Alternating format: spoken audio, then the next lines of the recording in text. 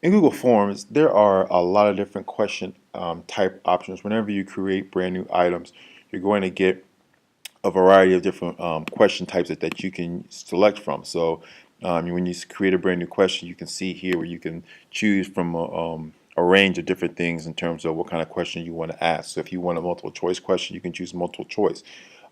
If you wanted to make it a more commenting questions where you want paragraphs of information, you can put paragraph text. So you have different options where you can do. Um, but the great thing about this is depending on which one that you select, you're going to see a variety of different options under advanced settings. So I'm just going to select my text option. And when you see text options, I have this data validation option. And you can go through and you can take a look at some of the other ones and see what's going to be available underneath those. It's going to be different depending on which question type you select. They're not all going to be the same. Some of them will have less functionality, but something different. But it's important to be familiar with what's available in your advanced settings. So in this particular example, I'm going to show you I want to show you how you can password protect your Google Forms. I've received this question a lot. How do I protect an assessment that I have so my students aren't passing it along to other students the next day or another block? Um, and I saw a video of a gentleman who used the advanced settings for password protection. I wish I could remember his name and give him the credit that he deserves. But unfortunately, I don't remember his name. So I'm just going to show you how you can do this with the advanced settings. So in this particular case, I created a question type with text. I used a text question type, and I just titled the question password. And then in this password question, I'm going to go to my advanced settings and check out the data validation. And this particular option, I can set certain requirements for what I want the response to be.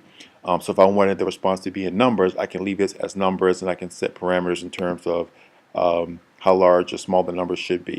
In this particular case, I'm going to choose text, and I want my text I'm going to say contain CMS.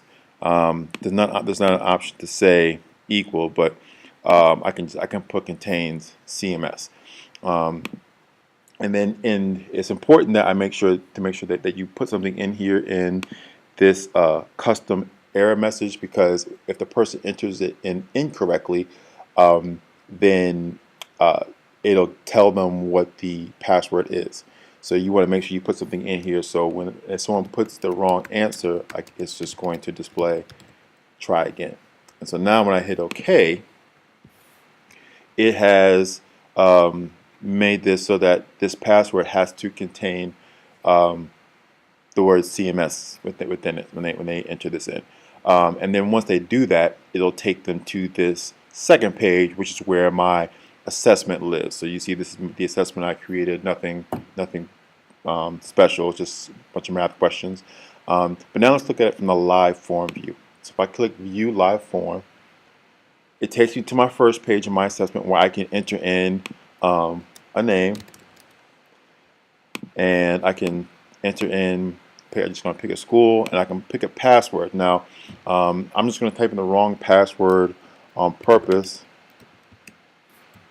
Now, when I hit continue, it gives me that message that I told, that the error message that I said, where it says to try again. But if I type in the correct password this time, and I hit continue, it now will allow me to go to the next page of my assessment. So that's just using the advanced settings to create a password on your Google form.